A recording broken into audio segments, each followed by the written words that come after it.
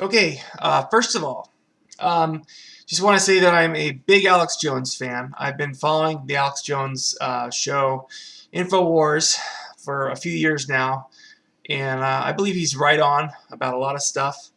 Um, I mean, following the Bilderbergers all around the world, and uh, he's been he's a constant warrior for justice and for freedom and for the American patriot way. And I just wanted to talk a little bit about Alex Jones and the Second Amendment and Piers Morgan as well, because he's gotten a lot of attention lately on Twitter from his CNN interview with Piers Morgan. And I just want to say, even though I agree with most of what Alex Jones is saying, I have to admit that I think in that interview he did not do our side any justice. Alex, I don't know if you'll hear this or you'll hear about it, but I think you are so oppositional and so. I mean, I know you're angry, and you have a right to be angry, but when you're in a debate, when you're talking person to person, it's really not in your favor to steamroll over somebody. Let him get his questions out. Try and be civil as you can. I mean, he tried to be civil to you, and I think we don't have to just come across as, fundamentalists or crazy about our guns or whatever. Let the truth speak for itself.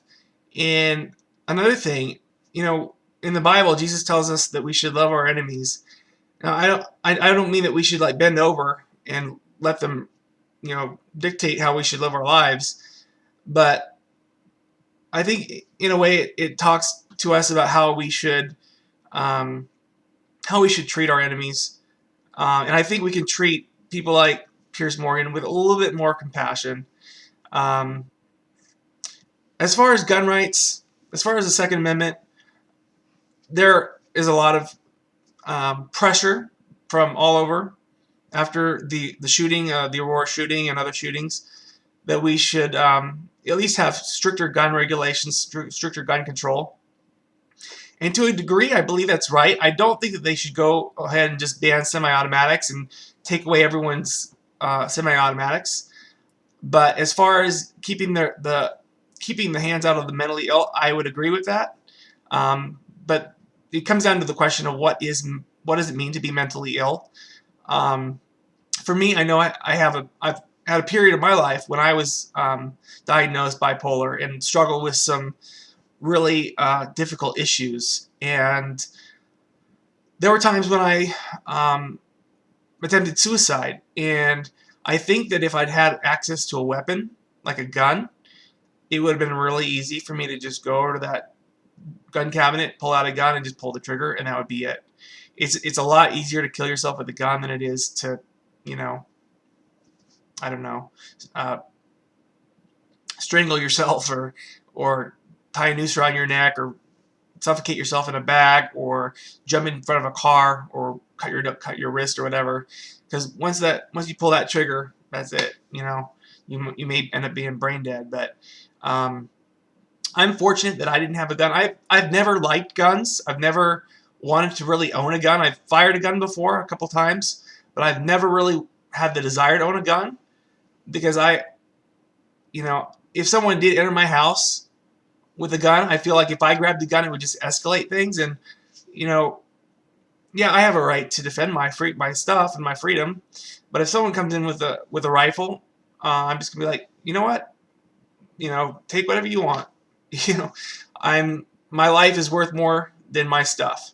And if you want to grab my TV, that's also because I live in America, and I'm normally not worried too much about being broken into. But I suppose that if I lived in a place where there was a lot more crime, I might want to own a gun. So if I lived in Mexico or the UK or whatever, where there's more violent crime, I might want to own a gun. So I'm not exactly sure, if my conviction would stand up. But I know even though I think I'm pretty much over my manic depression, my bipolar, there is a chance that I could have another episode, and I just wouldn't want to have a gun around if that were the case. So I agree that we should have stricter gun regulations, and before people buy a gun, there should be certain. I don't know how they would go about doing this, but certain tests that someone could go through to make sure that they have the right personality, the right emotional makeup to own a gun, and that they wouldn't go out and gun down a bunch of people. I know you can only predict who criminals are. Not if you try to predict who the criminals are going to be when they own guns, you're not going to be very accurate. But obviously something more needs to be done, and I think Alex Jones has a good point about the psychotropics. At least for me, I have found a psychotropic medication that works, that is pretty effective.